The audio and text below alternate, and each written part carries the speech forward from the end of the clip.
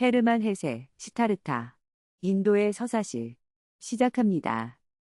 헤르만 헤세는 20살 무렵부터 이미 동양 사상, 특히 인도 철학과 불교에 깊은 관심을 가졌습니다. 그는 지적 호기심을 넘어 서구 문명의 한계와 정신적 위기를 동양의 지혜를 통해 극복하고자 했습니다. 이러한 그의 탐구는 1911년 떠났던 인도 여행을 통해 더욱 깊어졌지만, 아이러니하게도 그는 인도에서 직접적인 영감을 얻기보다는 오히려 유럽으로 돌아와 자신의 내면에서 인도를 발견하게 됩니다. 제1차 세계대전의 참혹함과 개인적인 삶의 위기 속에서 헤세는 더욱더 인간 내면의 문제, 자아실현의 문제에 천착하게 되었고, 그 오랜 숙고의 결과물이 바로 1922년에 발표된 시타르타입니다. 이 작품에는 그의 자전적 요소와 함께 불교, 힌두교, 도교 사상, 그리고 칼융의 분석 심리학적 영향까지 녹아들어 동서양의 지혜가 아름답게 조화를 이루고 있습니다. 데미안에서 자아를 찾아 떠나는 청년의 모습을 그렸다면, 시타르타는 그 여정을 더욱 깊고 넓게 확장시켜 한 인간이 도달할 수 있는 궁극적인 깨달음의 경지를 탐색합니다. 이제 브라만의 아들로 태어나 안락한 삶을 뒤로하고 스스로의 길을 찾아 나선 시타르타의 첫걸음부터 함께 따라가 보겠습니다. 제1부 제1장 브라만의 아들. 이야기는 인도의 어느 강가 아름다운 자연 속에 자리 잡은 브라만 가문의 한 젊은이 시타르타로부터 시작됩니다. 그는 모든 것을 갖춘 듯 보였습니다. 잘생긴 외모, 명석한 두뇌, 존경받는 가문, 그리고 사람들의 사랑까지도 말입니다. 그의 아버지인 브라만은 아들이 자신의 뒤를 이어 위대한 현자이자 제사장, 브라만 중에 브라만이 되리라 믿어 의심치 않았습니다. 시타르타는 경전을 탐독하고 제사의식을 익히며 철학적 토론에서 두각을 나타냈습니다. 그의 눈빛은 맑았고 걸음걸이는 기품이 넘쳤으며 그의 목소리는 사람들을 사로잡았습니다. 어머니는 그의 모습에 자랑스러움을 느꼈고 젊은 처녀들은 그의 시선에 가슴 설레했습니다.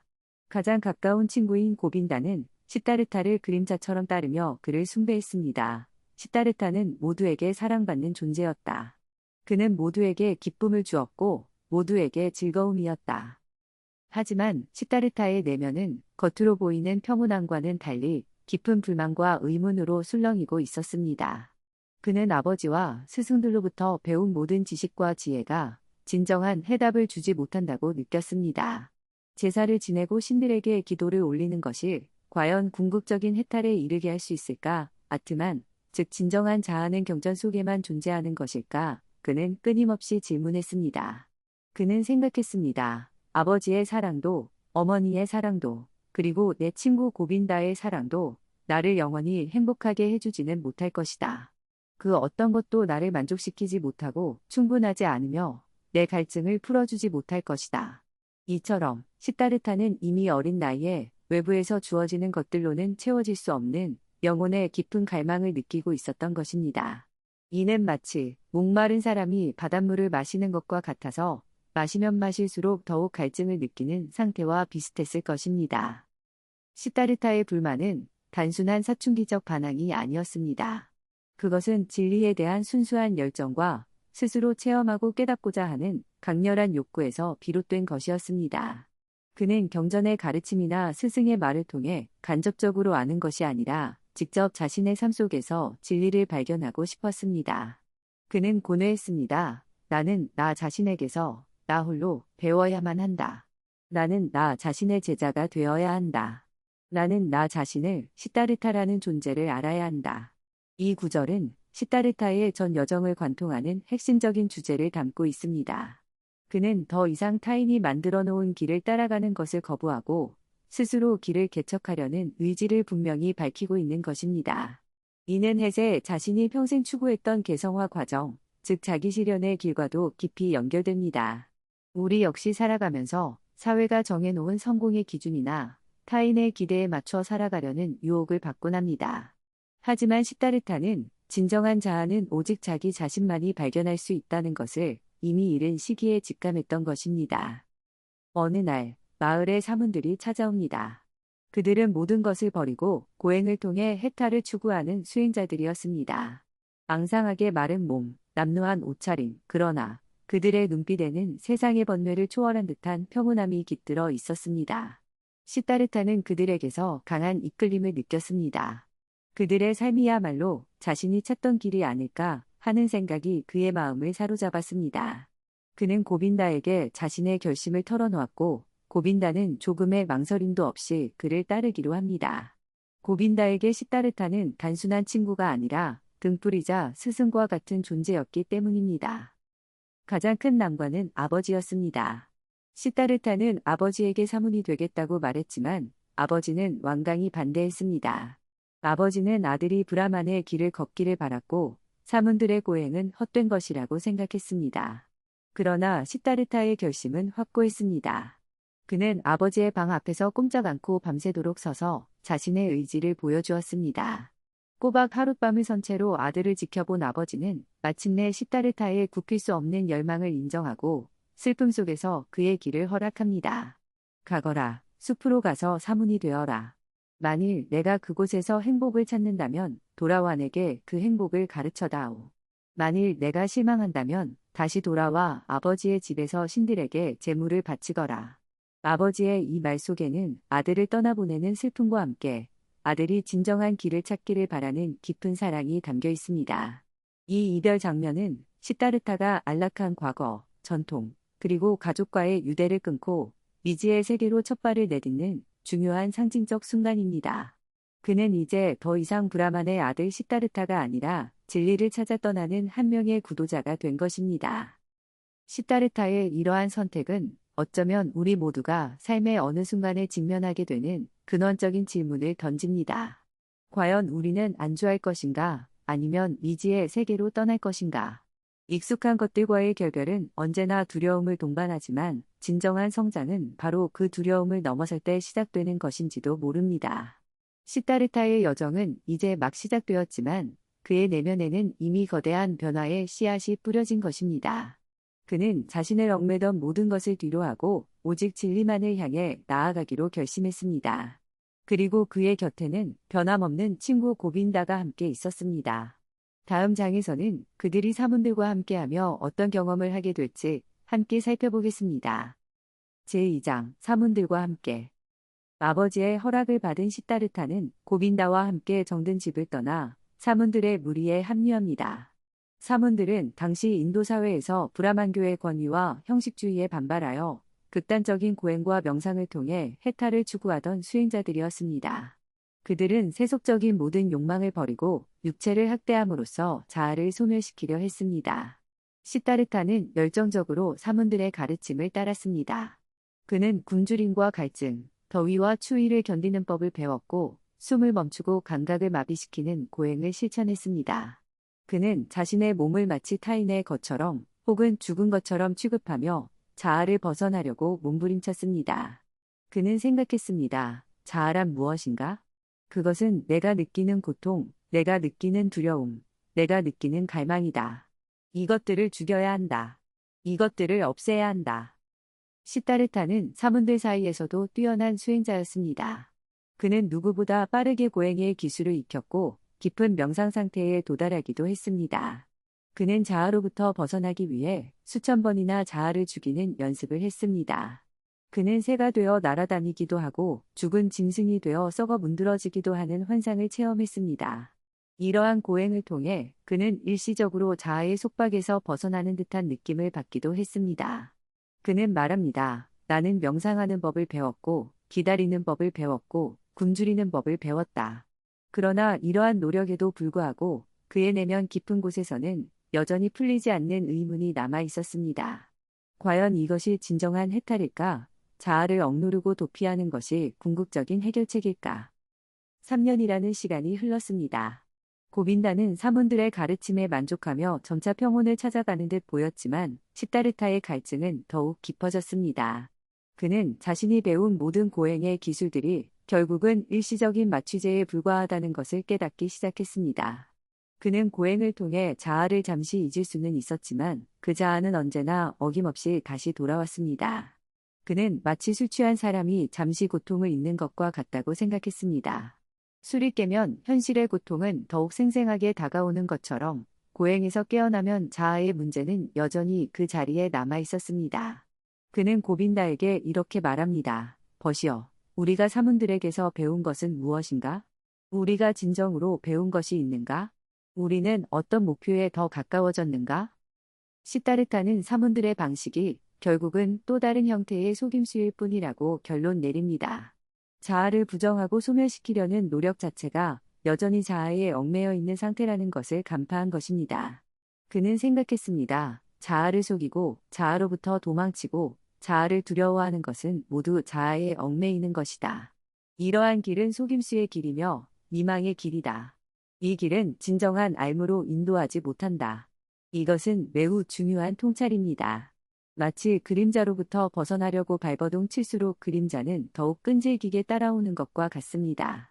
진정한 자아의 문제는 그것을 억압하거나 외면한다고 해서 해결되지 않는다는 것을 시타르타는 깨달은 것입니다.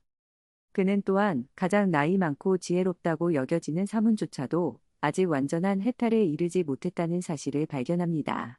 그들 역시 여전히 갈증을 느끼고 있었으며 그 갈증을 달래기 위해 끊임없이 고행을 반복하고 있을 뿐이었습니다. 시타르타는 이 길의 끝에는 자신이 찾는 해답이 없다는 것을 확신하게 됩니다. 여기서 우리는 시타르타와 고빈다의 차이점을 명확히 볼 수 있습니다. 고빈다는 충실한 제자로서 스승의 가르침을 믿고 따르는 것에서 평안을 얻으려 합니다. 그는 의심보다는 믿음을 선택하는 인물입니다.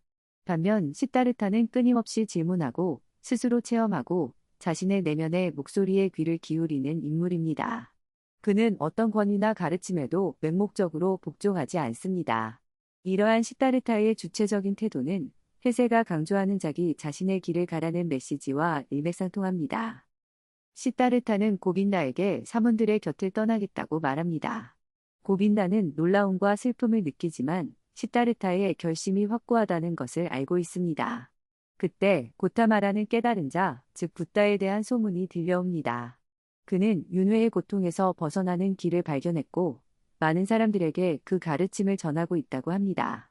고빈다는 붓다의 가르침에 큰 희망을 걸고 시타르타에게 함께 가자고 제안합니다. 시타르타는 이미 어떤 스승에게서도 궁극적인 해답을 얻을 수 없다고 생각했지만 그 유명한 붓다를 직접 만나보는 것에는 흥미를 느낍니다. 사문들과의 생활은 시타르타에게 중요한 교훈을 남겼습니다. 그는 극단적인 금욕과 자기학대가 진정한 깨달음으로 인도하지 못한다는 것을 배웠습니다. 또한 자아로부터 도피하려는 시도는 오히려 자아에 더욱 얽매이게 만든다는 것도 알게 되었습니다. 이러한 경험은 그가 앞으로 나아갈 길에 중요한 밑거름이 될 것입니다. 그는 이제 또 다른 미지의 세계, 고타마 붓다와의 만남을 향해 발걸음을 옮깁니다. 과연 그곳에서 그는 자신이 찾던 해답의 실마리를 얻을 수 있을까요? 아니면 또 다른 실망을 경험하게 될까요? 다음 장에서 그 여정을 계속 따라가 보겠습니다. 제3장 고타마. 시타르타와 고빈다는 사문들의 무리를 떠나 소문으로만 듣던 위대한 깨달은 자 고타마 붓다를 찾아 나섭니다. 그들이 도착한 제타와나 정사에는 수많은 승려들이 고타마의 가르침을 듣기 위해 모여 있었습니다. 그곳에서 시타르타는 마침내 살아있는 붓다, 고타마를 직접 보게 됩니다. 고타마의 모습은 그 자체로 완벽한 평화와 고요함을 발산하고 있었습니다. 그의 얼굴에는 어떤 격정이나 번뇌의 흔적도 찾아볼 수 없었고 오직 깊은 자비와 지혜만이 빛나고 있었습니다. 그의 걸음걸이, 손짓 하나하나가 조화로웠고 그의 목소리는 듣는 이의 마음을 편안하게 했습니다. 시타르타는 고타마를 보는 순간 그가 진정으로 깨달음을 얻은 위대한 스승임을 직감했습니다. 그는 생각했습니다. 이 사람이야말로 거룩한 분이시다. 일찍이 이토록 존경스럽고 평화로운 사람을 본 적이 없다. 고타마는 모인 사람들에게 자신의 가르침을 설파했습니다.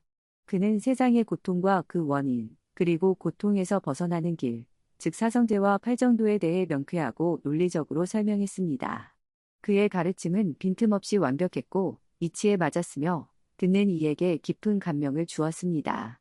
많은 사람들이 그의 가르침에 감화되어 그의 제자가 되기를 원했습니다.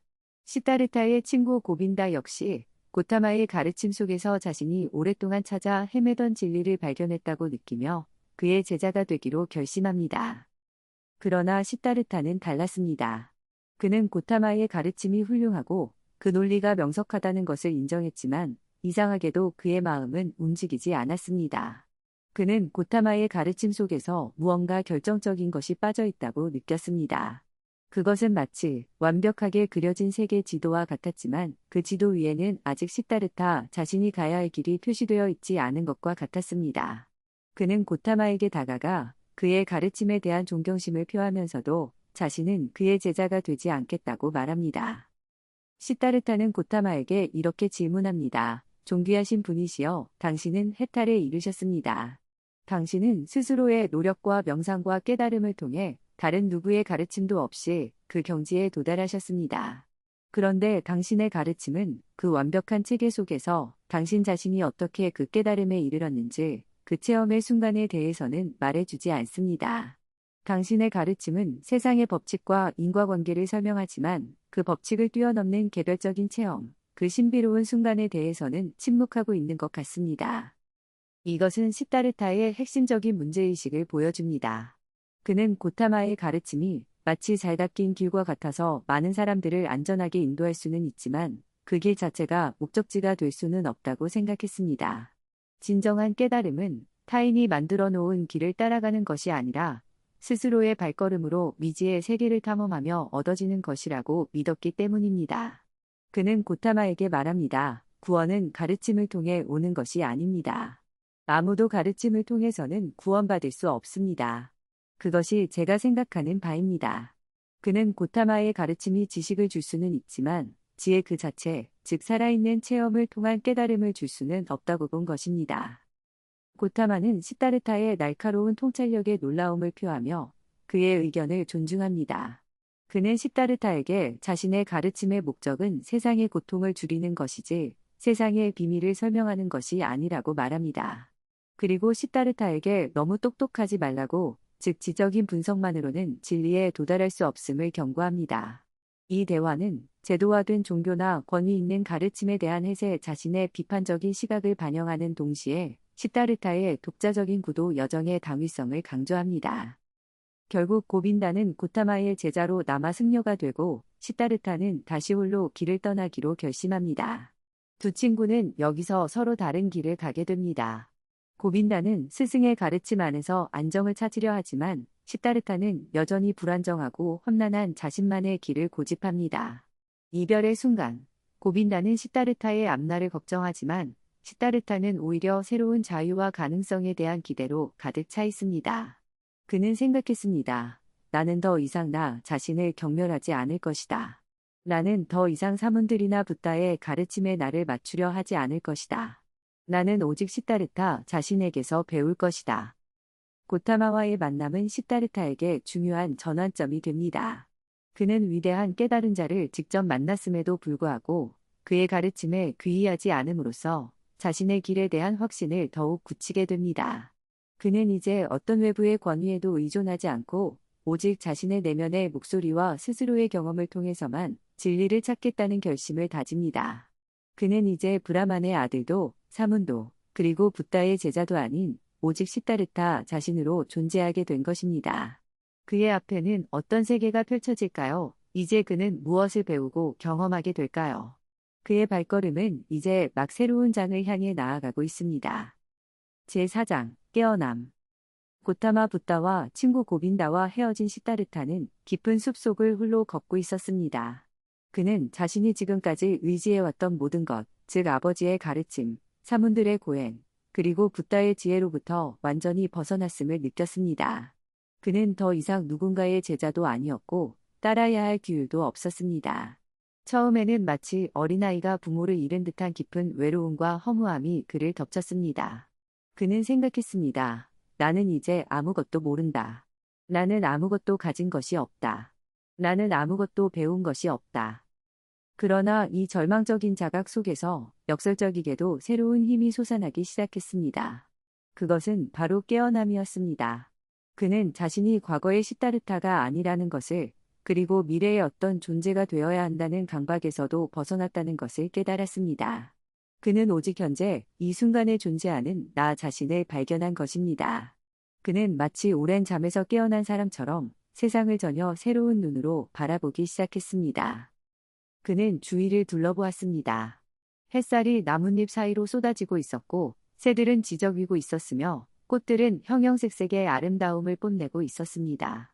이전에는 고행과 명상 속에서 무심히 지나쳤던 이 모든 것들이 이제는 생생한 현실로 그의 감각 속에 들어왔습니다. 그는 생각했습니다. 세상은 아름다웠다. 형형색색이었고 기묘하고 수수께끼 같았다. 그는 더 이상 세상을 개념이나 관념으로 이해하려 하지 않고 있는 그대로 느끼고 받아들이기 시작했습니다. 그는 나무의 질감, 풀잎의 향기, 물의 차가움을 온몸으로 느꼈습니다. 이것은 지적인 깨달음이 아니라 감각적인 깨어남이었습니다. 가장 중요한 변화는 그가 그토록 부정하고 벗어나려 했던 자아에 대한 인식이었습니다. 삼은 시절, 그는 자아를 고통의 근원으로 여기고 소멸시키려 했습니다. 그러나 이제 그는 그 자아가 바로 자기 자신이며 이 세상을 경험하고 배우는 주체임을 깨달았습니다. 그는 더 이상 자아를 두려워하거나 미워하지 않았습니다. 그는 말합니다. 내가 두려워하고 도망치려 했던 것은 바로 나 자신, 시다르타였다.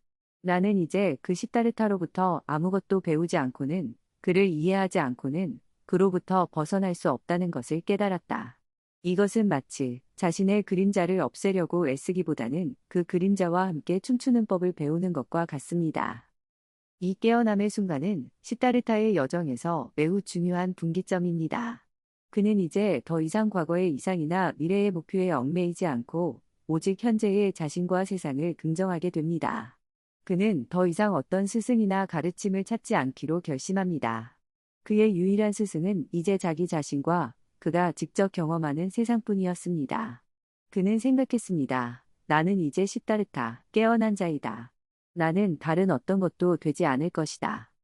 이러한 깨달음과 함께 그는 자신이 지금까지 세상을 얼마나 모르고 살았는지 절감합니다.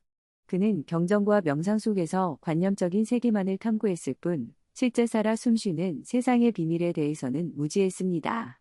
그는 이제 이 세상을 직접 경험하고 그 속에서 배우기로 결심합니다. 그는 더 이상 초월적인 진리만을 추구하지 않고 눈앞에 펼쳐진 현실 세계의 아름다움과 추앙, 기쁨과 슬픔을 모두 끌어안기로 합니다. 이 깨어남은 해세가 말하는 개성화 과정의 중요한 단계로 볼 수 있습니다. 즉, 외부의 권위나 집단적 가치에서 벗어나 자기 내면의 목소리를 따르고 고유한 자아를 실현해 나가는 과정인 것입니다. 시다르타는 이제 진정으로 홀로 서게 되었고 그 어떤 것에도 구속받지 않는 자유로운 존재가 되었습니다. 그는 숲을 나와 인간들이 사는 마을로 향합니다. 그는 더 이상 고행자나 구도자의 모습이 아니었습니다. 그는 세상을 배우려는 호기심 많은 학생과 같았습니다.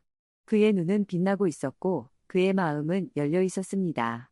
그는 이제 사랑, 욕망, 일, 돈, 그리고 인간관계와 같은 그가 이전에 경멸하거나 무시했던 세속적인 것들을 경험할 준비가 되어 있었습니다. 시다르타의 이러한 변화는 어쩌면 우리에게도 시사하는 바가 큽니다. 우리는 종종 이상적인 목표를 설정하고 그것을 향해 달려가느라 바로 지금 여기 우리 곁에 있는 소중한 것들을 놓치고 살아가곤 합니다. 시다르타의 깨어남은 진정한 삶은 먼 곳에 있는 것이 아니라 바로 지금 이 순간 우리가 숨쉬고 느끼는 이 현실 속에 있다는 것을 일깨워 줍니다. 이제 그는 이 새로운 깨달음을 안고 전혀 다른 세계로 발을 들여놓게 됩니다. 그곳에서 그는 어떤 사람들을 만나고 어떤 경험을 통해 또다시 성장하게 될까요? 그의 여정은 이제 제2부로 이어집니다.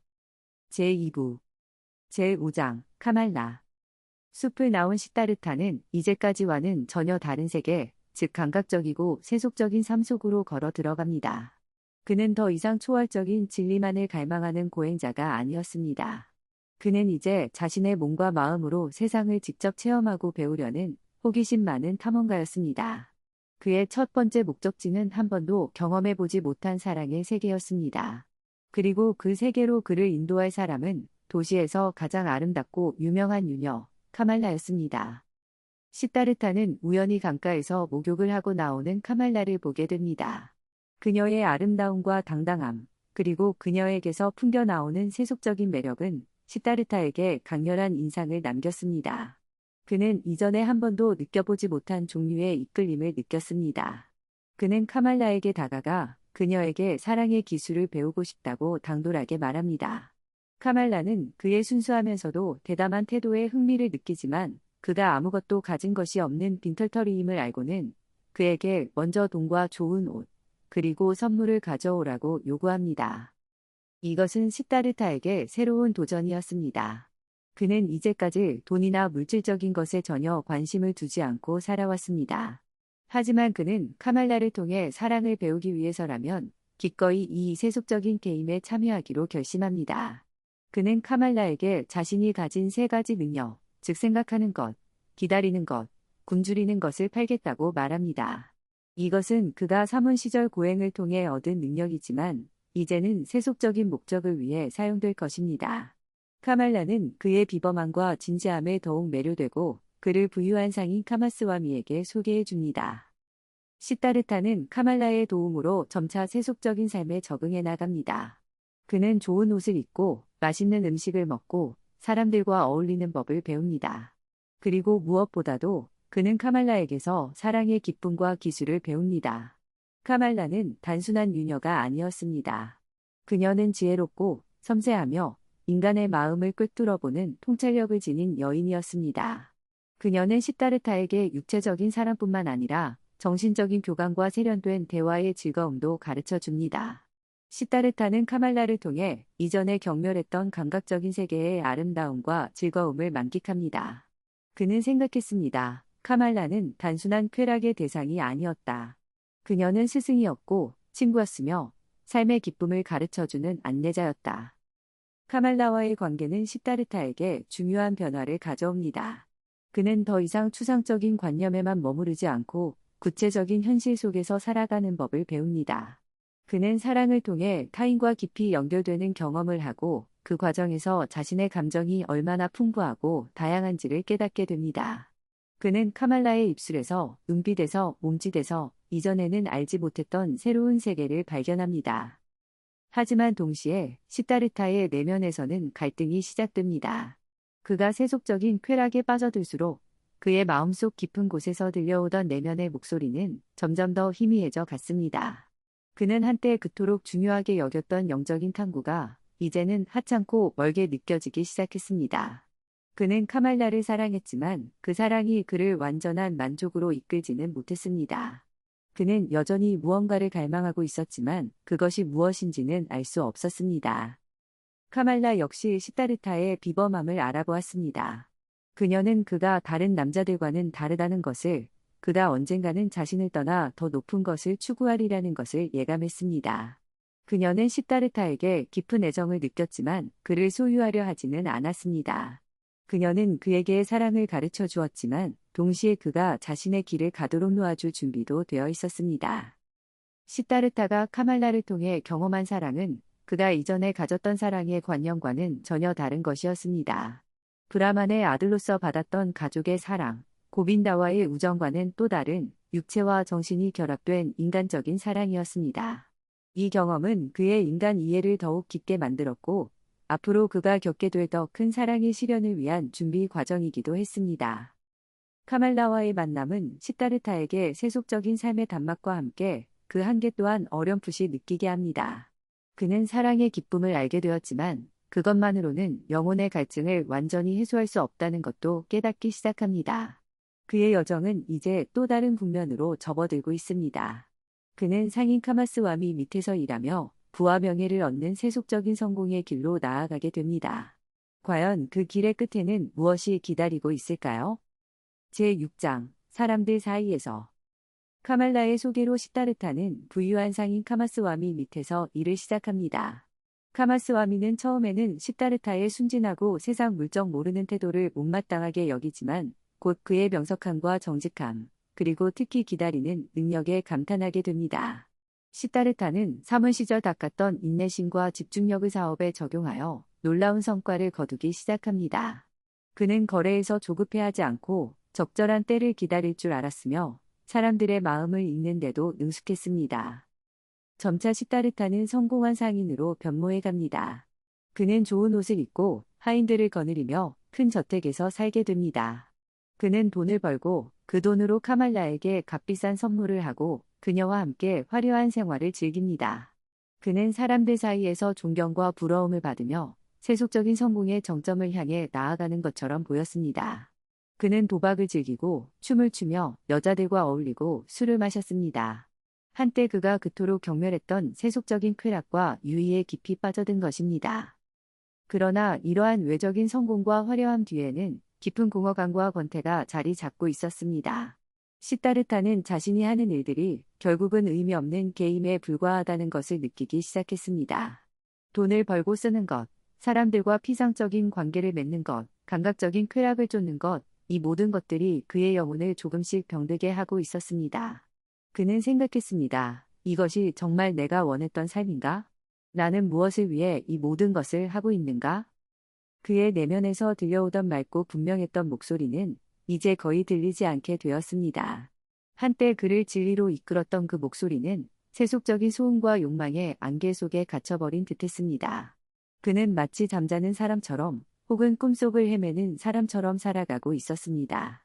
그는 자신이 점점 더 어린아이 같은 사람들, 즉 해세가 킹덤맨션이라고 부르는 세속적인 욕망에 휘둘리며 살아가는 평범한 사람들과 닮아간다는 것을 깨달았습니다. 어린아이 같은 사람들은 단순하고 열정적이며 순간적인 감정에 충실하게 살아갑니다. 그들은 사랑하고 미워하고 기뻐하고 슬퍼하며 삶의 작은 것들에도 쉽게 몰두합니다. 시타르타는 한때 그들의 이러한 단순함을 경멸했지만 이제는 오히려 그들을 부러워하기도 합니다. 그들은 적어도 자신의 삶에 진지하게 참여하고 있었지만 시타르타는 마치 연극을 보는 관객처럼 자신의 삶을 방관하고 있었기 때문입니다. 그는 그들처럼 진정으로 사랑하거나 미워하지 못했고 그들처럼 순수하게 기뻐하거나 슬퍼하지도 못했습니다. 그는 모든 것을 알고 있었지만 아무것도 제대로 느끼지 못하는 차가운 방관자였습니다. 그는 카말라와의 관계에서도 더 이상 예전과 같은 기쁨을 느끼지 못했습니다. 그들의 사랑은 습관이 되었고 육체적인 교감은 더 이상 새로운 감동을 주지 못했습니다. 그는 카말라에게서 여전히 지혜와 아름다움을 발견했지만 그녀 역시 이 세속적인 삶의 일부일 뿐이라는 것을 깨달았습니다. 시타르타는 자신이 점점 더 깊은 수렁으로 빠져들고 있음을 직감했습니다. 그는 부와 명예를 얻었지만 영혼은 굶주리고 있었습니다. 그는 많은 사람들에게 둘러싸여 있었지만 그 어느 때보다도 외로웠습니다. 그는 자신의 삶이 마치 끝없이 반복되는 지루한 게임처럼 느껴졌고 그 게임에서 벗어나고 싶다는 강렬한 욕망을 느꼈습니다. 그는 자신이 한때 추구했던 높은 이상과 현재의 타락한 모습 사이의 괴리감 때문에 극심한 자기 혐오에 시달렸습니다. 이 시기에 시타르타는 마치 높은 산을 오르다가 길을 잃고 계곡 아래로 굴러떨어진 등반가와 같습니다. 그는 한때 별을 향해 손을 뻗었지만 이제는 진흙탕 속에서 허우적거리고 있는 것입니다. 그러나 이러한 타락과 절망의 경험 또한 그의 전체적인 구도 여정에서 없어서는 안 될 중요한 과정이었습니다. 그는 세속적인 삶의 달콤함과 쓴맛을 모두 맛봄으로써 그 한계를 명확히 인식하게 된 것입니다. 그는 이제 이 공허한 삶에서 벗어나기 위한 또 다른 결단을 내려야 할 때가 왔음을 감지합니다. 그의 영혼은 다시 한번 변화를 갈망하기 시작했습니다. 과연 그는 이 깊은 잠에서 깨어나 다시 자신의 길을 찾을 수 있을까요? 제7장 삼사라. 시타르타가 세속적인 쾌락과 부에 깊이 빠져 지낸 시간은 어느덧 수년이 흘렀습니다. 그의 마음은 무뎌졌고 그의 영혼은 병들었습니다. 그는 더 이상 젊은 시절의 순수한 열정을 기억하지 못했고 진리를 향한 갈망도 잊은 듯 보였습니다. 그는 자신이 삼사라, 즉 끝없이 반복되는 윤회의 굴레, 세속적인 삶의 게임에 완전히 사로잡혔음을 깨달았습니다. 그는 돈을 벌고 잃는 도박에 몰두했고 술과 여자에 탐닉했으며 권태와 혐오감 속에서 하루하루를 보냈습니다. 그의 삶은 의미 없는 반복의 연속이었고 그는 그 속에서 서서히 질식해가고 있었습니다. 어느 날 밤, 그는 기이한 꿈을 꿉니다. 꿈속에서 그는 카말라가 선물한 작은 새장 속에 희귀한 새를 봅니다. 그런데 그 새가 죽어 있었습니다. 그는 죽은 새를 새장 밖으로 꺼내버렸고 그 순간 마치 자신의 모든 가치와 선함까지 함께 버린 듯한 극심한 공포와 슬픔을 느꼈습니다. 꿈에서 깨어난 시타르타는 깊은 절망감에 휩싸입니다. 그는 자신이 얼마나 타락했는지, 얼마나 공허한 삶을 살고 있는지를 뼈저리게 자각합니다. 그 죽은 새는 바로 그 자신의 병든 영혼, 죽어가는 내면의 목소리를 상징하는 것이었습니다. 그는 자신이 쌓아 올린 모든 것, 즉 부와 명성, 쾌락과 안락함이 결국은 자신을 올가매는 감옥에 불과하다는 것을 깨닫습니다. 그는 더 이상 이 위선적이고 무의미한 삶을 견딜 수 없다고 느낍니다. 그는 카말라에게 마지막으로 작별을 고하기 위해 그녀의 정원을 찾아갑니다. 그러나 차마 그녀를 마주할 용기가 없어 말없이 그녀의 집을 떠납니다.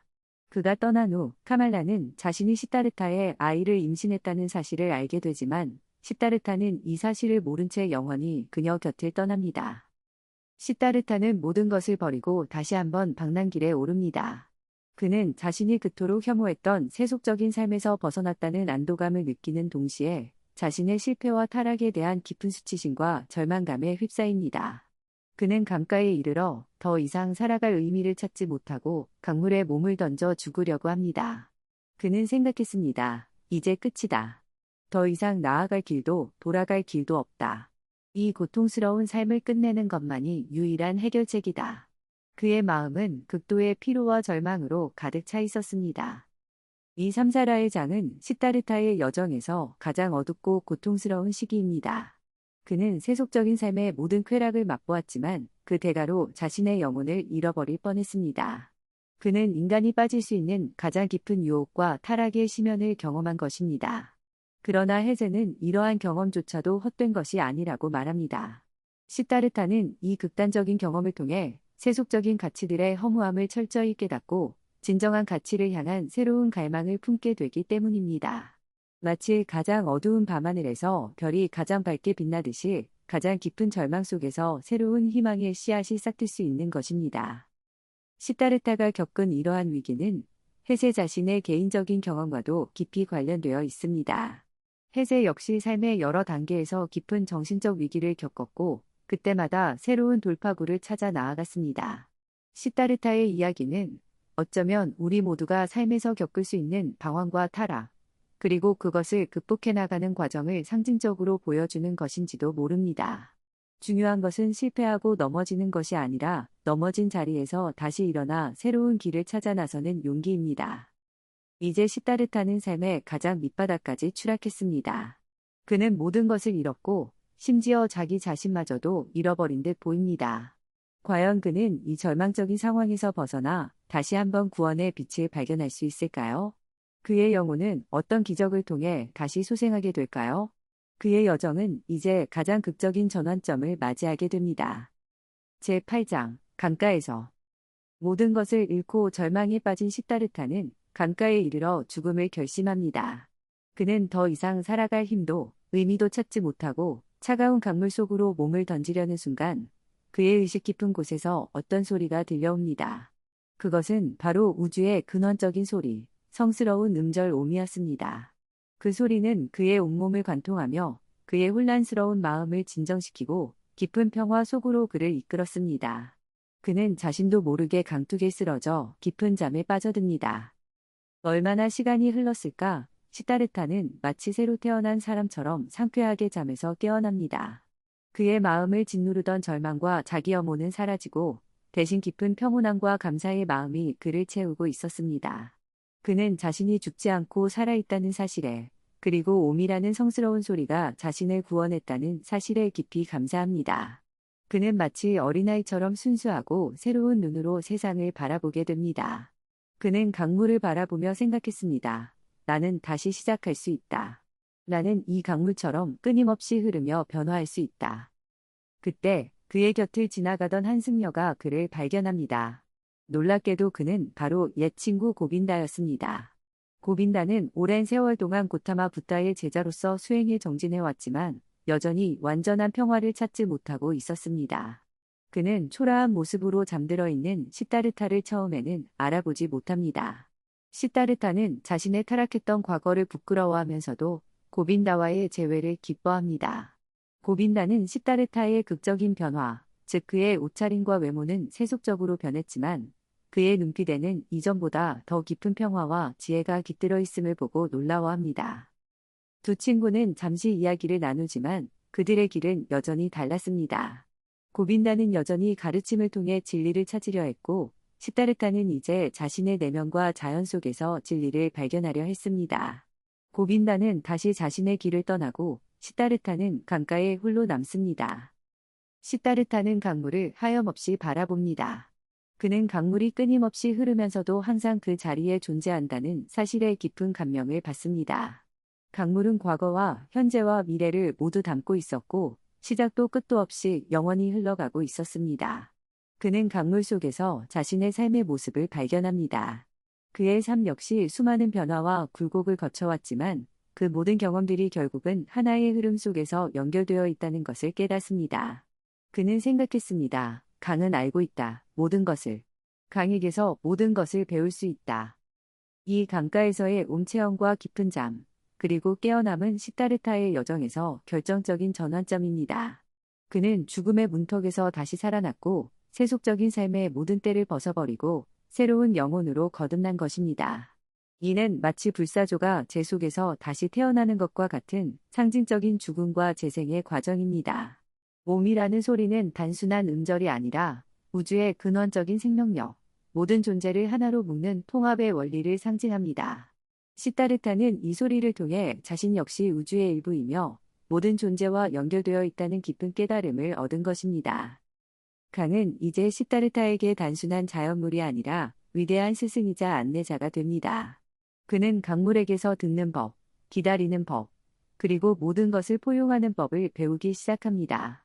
그는 더 이상 세속적인 성공이나 초월적인 진리를 찾아 헤매지 않고 바로 지금 여기 이 강가에서 평화와 지혜를 발견합니다. 고빈다와의 재회는 시타르타에게 자신의 변화를 확인시켜주는 계기가 됩니다.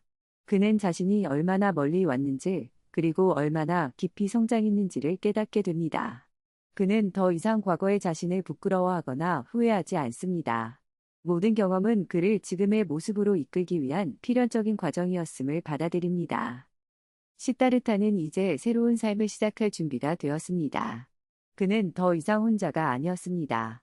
그의 곁에는 위대한 스승인 강물이 있었고 그의 내면에는 옴의 평화가 가득했습니다.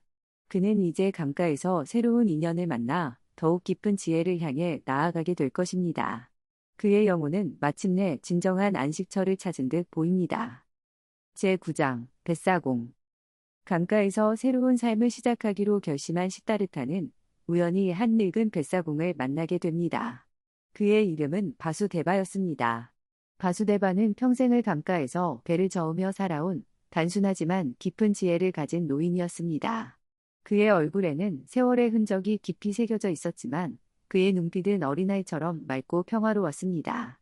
그는 말이 별로 없었지만 그의 침묵 속에는 세상의 모든 소리를 듣는 깊은 경청의 지혜가 담겨 있었습니다. 시타르타는 바수데바에게 자신도 뱃사공이 되고 싶다고 말하고 그의 곁에서 함께 일하게 됩니다. 바수데바는 시타르타에게 배젓는 기술뿐만 아니라 강에게서 배우는 법을 가르쳐 줍니다. 그는 시타르타에게 말합니다. 강은 알고 있다. 모든 것을. 강에게서 모든 것을 배울 수 있다. 강은 항상 노래하고 항상 이야기한다. 하지만 모든 사람이 그 소리를 듣는 것은 아니다. 듣는 법을 배운 사람만이 강의 비밀을 알 수 있다. 시타르타는 바수데바와 함께 생활하며 점차 강의 목소리를 듣는 법을 배우기 시작합니다. 그는 강물이 속삭이는 소리, 웃는 소리, 슬퍼하는 소리, 분노하는 소리, 그리고 이 모든 소리들이 하나로 합쳐져 만들어내는 옴의 소리를 듣게 됩니다. 그는 강물 속에서 수많은 생명들의 목소리를 듣습니다. 아버지의 목소리, 어머니의 목소리, 고빈다의 목소리, 카말라의 목소리, 그리고 자기 자신의 목소리까지도 말입니다. 강물은 과거와 현재와 미래, 기쁨과 슬픔, 상과 죽음, 이 모든 대립되는 것들을 하나로 끌어안고 끊임없이 흘러가고 있었습니다. 바수데바는 시타르타에게 어떤 가르침도 강요하지 않았습니다. 그는 그저 시타르타가 스스로 강에게서 배우도록 조용히 지켜볼 뿐이었습니다. 그는 시타르타에게 가장 중요한 것은 듣는 것이라고 가르쳤습니다. 마음을 비우고 판단하지 않고 그저 모든 소리를 있는 그대로 받아들이는 것, 그것이 바로 지혜에 이르는 길이라고 말했습니다. 시타르타는 바수데바의 이러한 가르침 속에서 이전에 어떤 스승에게서도 배우지 못했던 깊은 평화와 깨달음을 얻어갑니다. 바수데바는 단순한 뱃사공이 아니라 마치 도가적 현자와 같은 인물입니다. 그는 자연과 하나 되어 살아가며 인위적인 지식이나 가르침보다는 직접적인 체험과 직관을 통해 진리를 깨달은 사람입니다. 그는 시다르타에게 진정한 스승은 외부에 있는 것이 아니라 바로 자기 자신과 자연 속에 있다는 것을 일깨워줍니다. 그의 존재 자체가 시다르타에게는 살아있는 가르침이었습니다. 시다르타는 강가에서의 생활을 통해 점차 내면의 평화를 찾아갑니다. 그는 더 이상 과거의 실수에 괴로워하지도 않고 미래에 대한 불안감에 휩싸이지도 않습니다. 그는 오직 현재 이 순간에 존재하는 강의 흐름과 하나가 됩니다. 그는 자신과 세상 사이의 경계가 허물어지고 모든 것이 하나로 연결되어 있다는 깊은 일체감을 느낍니다. 이 시기에 시다르타는 마치 오랜 방황 끝에 마침내 고향으로 돌아온 여행자와 같습니다. 그는 더 이상 무언가를 찾아 헤매지 않습니다. 그는 이미 모든 것을 가지고 있다는 것을, 모든 해답이 자기 안에 있다는 것을 깨달았기 때문입니다. 그는 강물처럼 유유히 흘러가며 세상의 모든 것을 사랑과 이해로 받아들입니다. 바수데바와 시다르타의 관계는 이상적인 스승과 제자의 모습을 보여줍니다. 바수데바는 가르치려 하지 않고 시다르타는 배우려 하지 않습니다. 그들은 그저 함께 존재하며 서로의 지혜를 공유하고 함께 성장해 나갑니다. 이러한 관계 속에서 시다르타는 마침내 진정한 자기 자신을 발견하고 세상과 조화롭게 살아가는 법을 배우게 됩니다. 그러나 그의 평화로운 삶에도 또 다른 시련이 찾아옵니다. 그것은 바로 그가 한 번도 경험해보지 못했던 가장 강렬하고 고통스러운 사랑의 경험이었습니다. 그의 과거가 예기치 않은 모습으로 다시 그를 찾아오게 됩니다. 제10장 아들. 어느 날 강가에 순례자들이 찾아옵니다. 그들 중에는 늙고 병든 카말라도 있었습니다. 그녀는 고타마 붓다의 임종을 보기 위해 마지막 순례길에 나섰다가 그만 강가에서 뱀에 물려 쓰러지게 됩니다. 바수 데바와 시다르타는 그녀를 발견하고 오두막으로 데려와 간호하지만 그녀는 결국 숨을 거둡니다. 죽기 직전 카말라는 시다르타를 알아보고 그에게 오랫동안 숨겨왔던 비밀을 알려줍니다. 바로 그녀 곁에 있는 어린 소년이 시다르타의 아들이라는 사실입니다. 시다르타는 갑작스러운 아들의 등장에 큰 충격과 함께 깊은 슬픔, 그리고 미묘한 기쁨을 느낍니다. 그는 아들의 이름도 자신과 같은 시다르타라고 지어주고 그를 친아들로서 사랑과 정성을 다해 돌보려고 합니다. 그러나 어린 시다르타는 아버지의 삶을 전혀 이해하지 못합니다. 그는 부유하고 안락했던 도시에서의 삶을 그리워하며 강가의 단순하고 검소한 생활에 불만을 터뜨립니다. 그는 아버지의 가르침과 사랑을 거부하고 반항적인 태도를 보입니다. 시다르타는 아들을 깊이 사랑했지만 그 사랑은 그에게 큰 고통을 안겨주었습니다. 그는 아들이 자신처럼 강가에서 평화와 지혜를 찾기를 바랐지만 아들은 그의 기대를 철저히 외면했습니다. 시다르타는 아들을 이해하려고 노력했지만 아들의 마음은 굳게 닫혀 있었습니다. 그는 자신이 과거에 아버지를 떠나왔던 것처럼 이제 자신의 아들이 자신을 떠나려 한다는 사실을 깨닫고 깊은 슬픔에 빠집니다. 그는 생각했습니다. 사랑은 구걸할 수 없고 강요할 수 없다. 사랑은 그 자체로 힘을 가져야 한다. 그러나 이 어린 아들에게는 나의 사랑이 아무런 힘도 발휘하지 못하는구나. 바수데바는 시다르타의 고통을 안타깝게 지켜보며 그에게 아들을 놓아주라고 조언합니다. 그는 말합니다. 물은 물로 돌아가고 새는 새로 돌아간다. 어린 새는 어미 새의 곁을 떠나 스스로 나는 법을 배워야 한다. 너도 내 아버지를 떠나왔듯이 내 아들도 너를 떠나 자신의 길을 가야 한다. 그러나 시다르타는 아들에 대한 맹목적인 사랑과 집착 때문에 차마 아들을 떠나보내지 못합니다. 그는 아들이 자신 곁에 머물러 주기만을 간절히 바랍니다. 결국 어린 시다르타는 아버지의 배를 훔쳐 강 건너편으로 도망가 버립니다. 시다르타는 아들을 뒤쫓아가지만 이미 아들은 멀리 사라진 뒤였습니다. 그는 깊은 상실감과 절망감에 휩싸여 강가에 주저앉아 눈물을 흘립니다. 그는 자신이 그토록 경멸했던 어린아이 같은 사람들처럼 자식에 대한 어리석은 사랑 때문에 고통받고 있음을 깨닫습니다.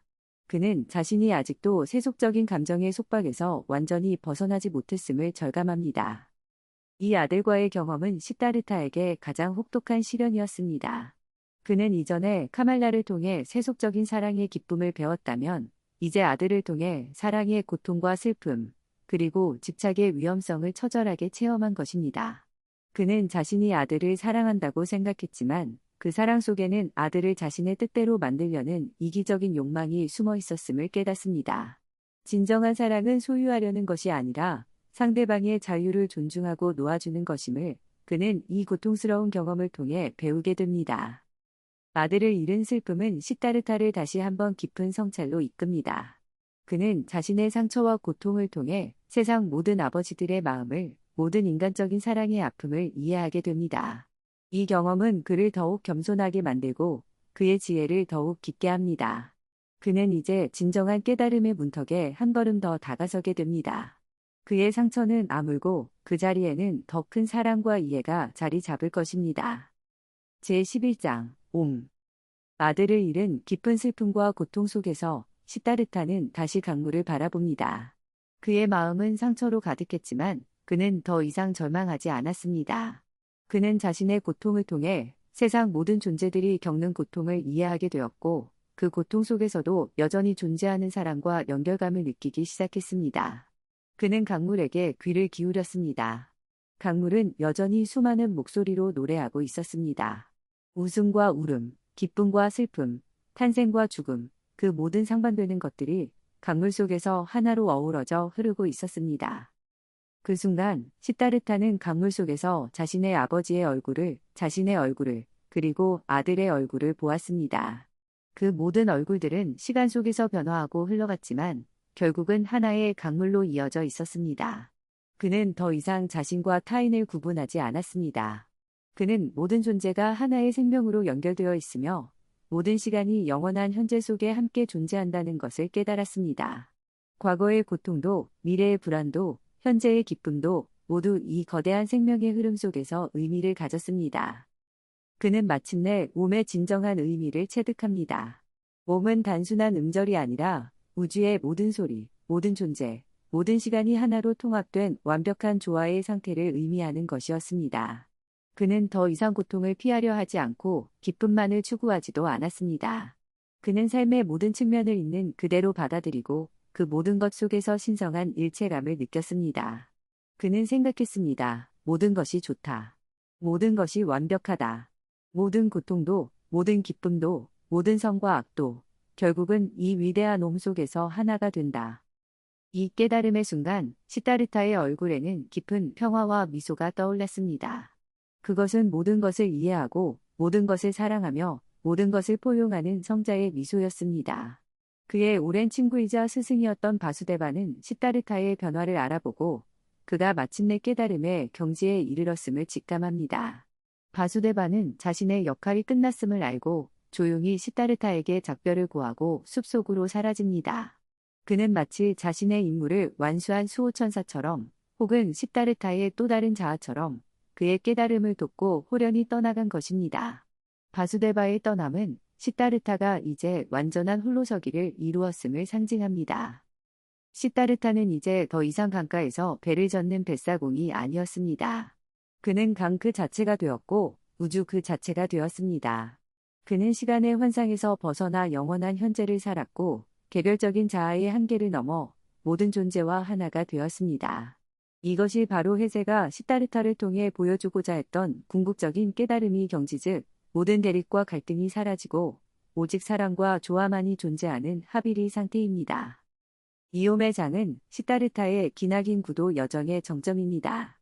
그는 브라만의 아들로 태어나 사문의 고행을 거치고 붓다의 가르침을 접하고 세속의 쾌락과 고통을 경험하고 마침내 강가에서 바수데바를 만나 이 궁극적인 깨달음에 이르게 된 것입니다. 그의 여정은 직선적이지 않았습니다. 그는 수많은 시행착오와 실패, 그리고 방황을 거듭했지만 그 모든 경험들이 결국은 그를 이 위대한 깨달음으로 이끌었습니다. 해세는 이를 통해 진정한 깨달음은 어떤 정해진 길이나 가르침을 통해서만 얻어지는 것이 아니라 각자의 고유한 삶의 경험 전체를 통해 이루어진다는 것을 보여줍니다. 시타르타의 깨달음은 동양 철학의 핵심 사상인 불이론, 즉 모든 것이 둘이 아니라는 사상, 그리고 연기법, 즉 모든 것이 서로 의존하여 존재한다는 사상과 깊이 연결되어 있습니다. 그는 더 이상 세상을 선과 악, 고통과 기쁨, 삶과 죽음과 같은 이분법적인 시각으로 바라보지 않습니다. 그는 이 모든 것이 하나의 거대한 전체 속에서 서로 연결되어 있으며 각자의 역할과 의미를 가지고 있음을 이해합니다. 이제 시다르타는 완전한 평화와 지혜 속에 머무르게 됩니다. 그의 이야기는 어떻게 마무리될까요? 그의 마지막 모습은 우리에게 어떤 메시지를 전달해 줄까요? 마지막 장에서는 그의 오랜 친구 고빈다와의 재회를 통해 그의 깨달음이 어떻게 빛을 발하는지 함께 살펴보겠습니다. 제12장 고빈다. 세월이 흘러 시다르타는 강가의 늙은 뱃사공으로 평화롭게 살아가고 있었습니다. 그의 얼굴에는 깊은 주름이 새겨졌지만 그의 눈빛은 여전히 맑고 평화로웠으며 그의 입가에는 항상 온화한 미소가 떠나지 않았습니다. 그는 더 이상 어떤 것도 추구하지 않았고 어떤 것에도 집착하지 않았습니다. 그는 그저 강물처럼 자연의 일부처럼 존재했습니다. 어느 날 늙은 승려 한 무리가 강을 건너기 위해 시다르타를 찾아옵니다. 그들 중에는 시다르타의 오랜 친구 고빈다도 있었습니다. 고빈다는 여전히 고타마 붓다의 가르침을 따르며 진리를 찾고 있었지만 아직 완전한 평화에는 이르지 못한 듯 보였습니다. 그는 강가의 늙은 뱃사공이 바로 자신의 옛 친구 시다르타라는 것을 알아보지 못합니다. 강을 건넌 후 고빈다는 시다르타에게 그의 평화로운 모습에 감탄하며 그에게서 가르침을 얻고자 합니다. 그때서야 시다르타는 자신이 누구인지를 밝히고 두 친구는 수십 년 만에 감격적인 재회를 합니다. 고빈다는 시다르타의 얼굴에서 자신이 평생토록 찾아 헤매던 깊은 지혜와 평화를 발견하고 놀라워합니다. 그는 시다르타에게 그가 발견한 진리가 무엇인지 그에게 가르침을 달라고 간청합니다. 시다르타는 미소를 지으며 고빈다에게 말합니다. 벗이여, 지혜는 전달될 수 없다네. 지혜는 스스로 발견해야 하는 것이지 누군가에게서 배울 수 있는 것이 아니네. 내가 말로 표현할 수 있는 것은 내가 경험하고 생각한 것들 뿐이지 그것이 곧 지혜 그 자체는 아닐세. 그는 지식은 전달될 수 있지만 살아있는 지혜, 즉 체험을 통한 깨달음은 오직 각자의 몫이라고 강조합니다. 그러나 고빈다의 간절한 요청에 시다르타는 자신이 생각하는 몇 가지를 이야기해 줍니다. 그는 세상은 완벽하며 모든 죄 속에는 이미 은총이, 모든 어린아이 속에는 이미 노인이, 모든 갓난아기 속에는 이미 죽음이, 모든 죽어가는 자 속에는 이미 영원한 생명이 깃들어 있다고 말합니다. 그는 시간은 환상이며 과거와 현재와 미래는 하나로 연결되어 있다고 설명합니다. 그리고 가장 중요한 것은 세상을 사랑하는 것, 자신을 사랑하는 것, 모든 존재를 사랑하는 것이라고 말합니다. 사랑이야말로 가장 중요한 것이다. 오 고빈다여. 고빈다는 시다르타의 말을 들으면서도 여전히 그의 말들이 역설적이고 이해하기 어렵다고 느낍니다. 그는 시다르타에게 마지막으로 한 가지 소원을 청합니다. 그것은 바로 시다르타가 자신에게 어떤 형태로든 축복을 내려달라는 것이었습니다. 시다르타는 고빈다에게 가까이 다가와 그의 이마에 부드럽게 입을 맞춥니다. 그 순간 고빈다는 놀라운 체험을 하게 됩니다. 그는 더 이상 시다르타의 얼굴을 보지 못했습니다. 대신 그는 수만 가지의 얼굴들이 끊임없이 변화하며 흘러가는 것을 보았습니다. 물고기, 뱀, 갓난아기, 살인자, 성자, 동물, 신들의 얼굴들이 나타났다가 사라지고 다시 서로 뒤섞이며 하나의 거대한 흐름을 이루었습니다. 그 모든 형상과 얼굴들은 평화롭게 쉬고 있었고 서로를 증오하거나 두려워하지 않고 오직 영원한 사랑 속에서 존재했습니다. 그리고 그 모든 것의 중심에는 시다르타의 미소가 있었습니다. 그 미소는 고타마 붓다의 미소와 같았고 모든 고통을 알고 있지만 그것을 극복한 자의 미소, 모든 것을 포용하고 이해하는 완전한 평화의 미소였습니다. 고빈다는 눈물을 흘리며 시다르타 앞에 절을 합니다. 그는 마침내 시다르타가 도달한 깨달음의 깊이를 어렴풋이나마 느끼게 된 것입니다. 그는 더 이상 가르침을 구하지 않았습니다. 그는 시다르타의 존재 자체가 이미 완전한 가르침임을 깨달았습니다. 이 마지막 장면은 시다르타 전체의 주제를 아름답게 요약해 줍니다. 진정한 지혜는 말이나 개념으로 전달될 수 없으며 오직 개인적인 체험과 사랑을 통해서만 도달할 수 있다는 것입니다. 시다르타의 미소는 그의 기나긴 구도 여정의 최종적인 결과이자 그가 도달한 궁극적인 평화와 합일의 상태를 상징합니다. 그것은 모든 대립과 갈등을 넘어선 우주적인 사랑과 이해의 표현입니다.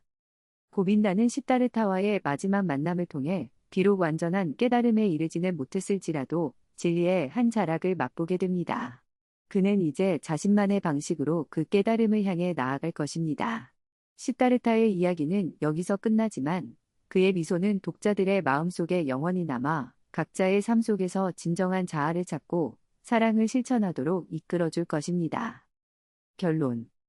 헤르만 헤세의 시다르타는 한 인간이 자기 자신이 길을 찾아 떠나는 장대한 여정을 통해 우리에게 삶의 본질적인 질문들을 던집니다. 진정한 행복은 어디에 있는가? 어떻게 살아야 하는가? 무엇을 믿고 따라야 하는가? 시다르타의 삶은 이러한 질문에 대한 정해진 답은 없으며 각자가 스스로의 경험을 통해 그 답을 찾아야 한다는 것을 보여줍니다. 그의 여정은 결코 순탄하지 않았습니다.